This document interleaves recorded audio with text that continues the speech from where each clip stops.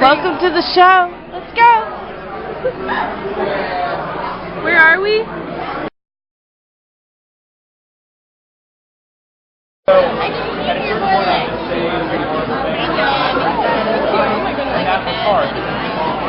Did you order it? She ordered it. I'm a too slow.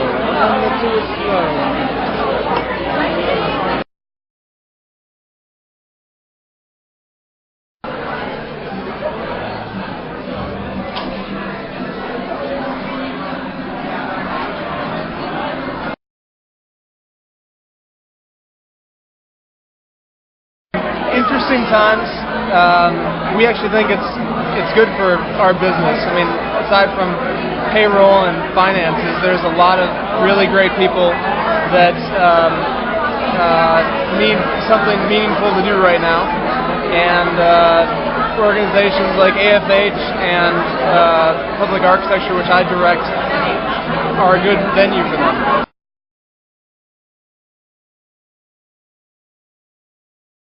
Well, I was just saying to Jen, I think that every generation has their cause around which they mobilize, and for us, this generation, it's definitely green building, because 50% of the world's carbon emissions come from buildings, and it doesn't have to be that way, and we know how to do it better.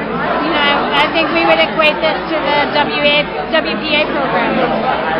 How do you do this? We're all going to come through this, and we can do this. How do you think things might change with the Obama administration?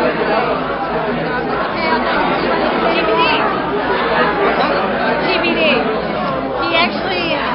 He's called for renewed investment in infrastructure, and I think that's what gives us a little bit of hope, that we might have a moment where we really look at building better. And one of the things he's called for is building better classrooms.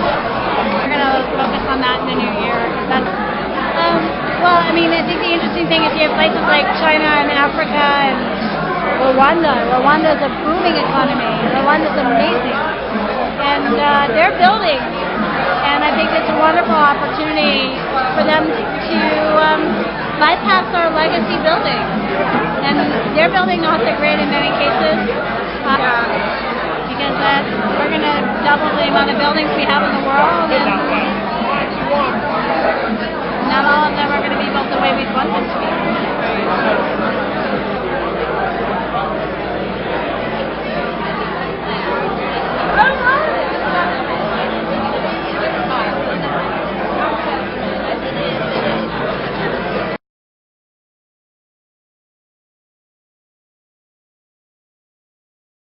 We're actually growing very quickly, raising more and more money. For every $300 we raise, we take a family out of poverty forever. And we're expanding our program. We've doubled our budget in the last year and a half. But of course, right now it's a little hard to raise money because people are feeling it here. On the other hand, people are feeling it in Africa too.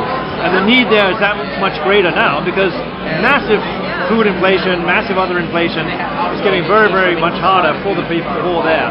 The interesting thing that's happening is food inflation in Africa means that if you buy an irrigation pump for these very poor farmers who buy them, they make a lot more money now than they did before because the price of vegetables gone up so high.